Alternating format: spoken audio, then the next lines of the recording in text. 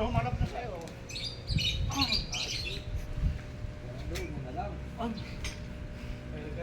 Erganin. Huhulihin nga eh, erganin. Hindi nakuha natin pag namatay. Asan na? Asan na? Ayan mo yun. Ayun sa Ay, bundok, hello! lapit namin. Kumot towel ang ano mo.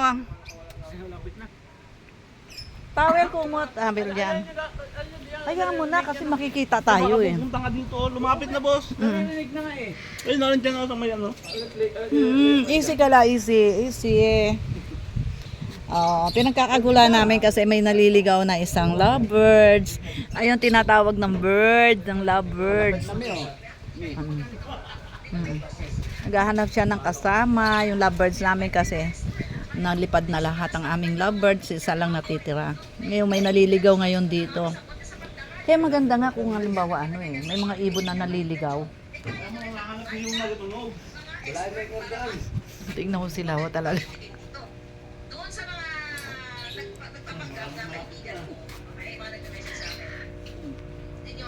Sinisilip nila yung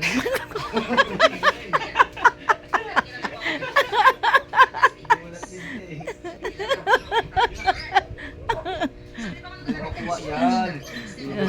Ilipad lang yan, oh. Lumayo pa. Ay, dyan, maligo ka na. Kaya mo lang, paano boy? Ay, kung nagsasamba kayo. Ayun, nasa bubong na. Nasa bubong na yun. O, ayaw mo yan, pupunta yun dyan. Pupunta na yan dyan, malapit na eh. Ayan nyo lang. Nahanap niyo yung mga ano. Hindi siya lalayas. May napapakinggan mo eh. Kaya balaan mga ergan kayo. Kasapul yan.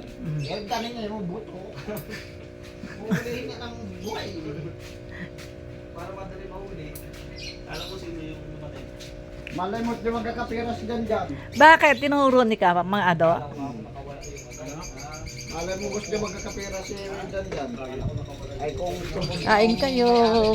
Ayan, nilagang saging. Dami naming saging. Ayun. kala ko nga si Kuko eh. Sino nga, gulat nga ako dyan sa ano eh. Nasa ng tulog ko eh. Gulat ako eh. Yung nasa bahay Naisip daw. ako, nakula si Kuko.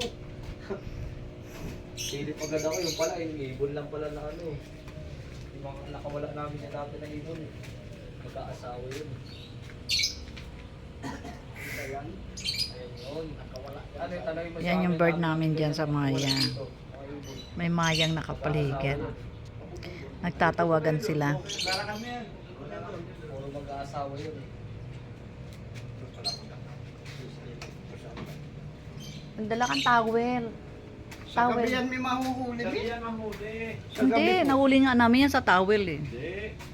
Inanuan namin ng towel, ganyan. Galitan mo ya. Ikaw, sabihin mo. Aluin kita. Kaya na, lumipad na.